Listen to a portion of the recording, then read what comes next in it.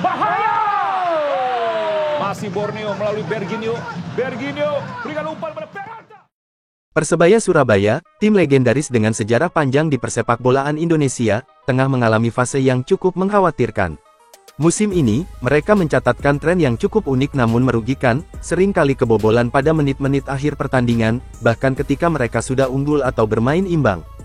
Fenomena ini bukan hanya terjadi sekali dua kali, namun berulang kali dan seolah menjadi kebiasaan buruk. Masalah ini bukan hanya tentang teknik bertahan atau skema permainan, tapi lebih dalam lagi menyentuh aspek konsentrasi dan mental bertanding.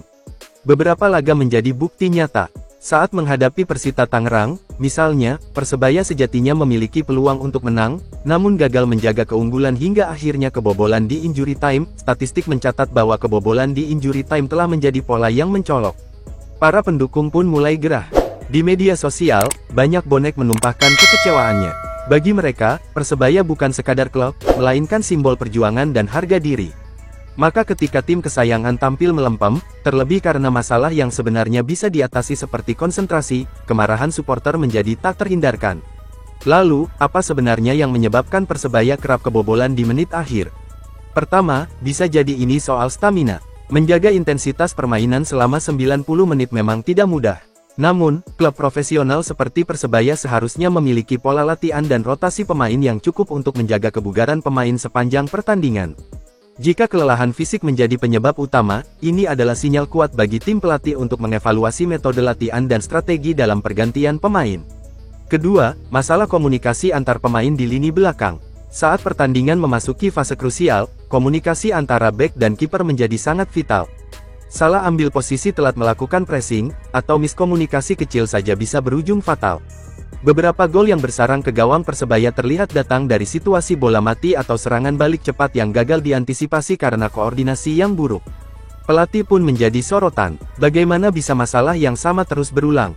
Apakah tidak ada evaluasi taktik saat tim unggul di menit-menit akhir? Seharusnya, ketika unggul atau bermain imbang di 10 menit terakhir, pelatih sudah mengubah pendekatan, memperkuat pertahanan, memperlambat tempo, hingga melakukan pergantian pemain yang bersifat defensif. Sayangnya, hal itu belum terlihat efektif di tubuh Persebaya. Padahal, di Liga 1 yang ketat, kehilangan 1 poin bisa berdampak besar pada posisi klasemen akhir. Di sisi berlawanan dari spektrum, Borneo FC Samarinda tampil sebagai contoh tim yang solid dan konsisten. Tim berjuluk Pesut Etam ini menjelma menjadi salah satu tim paling stabil sepanjang musim. Mereka tidak hanya tampil kompak sebagai tim, tetapi juga memiliki sosok pemain kunci yang berperan besar dalam membangun ritme permainan, Stefano Lillipali.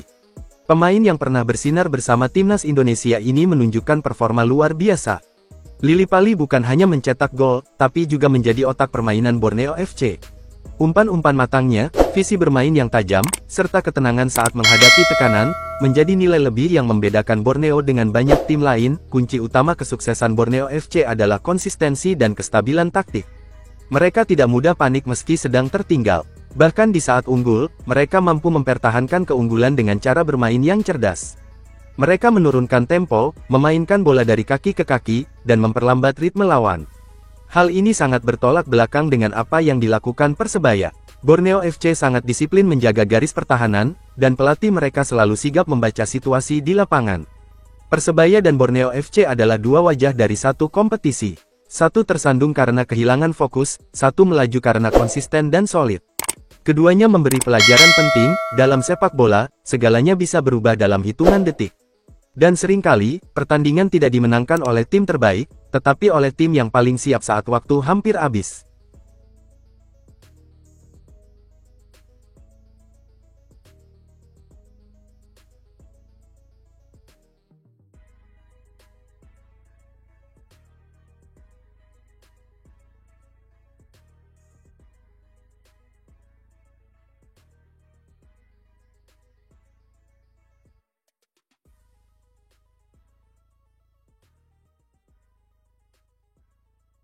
Agar tidak ketinggalan berita terbaru Persebaya Surabaya, mari support channel ini, dengan cara subscribe, dan nyalakan tombol notifikasinya.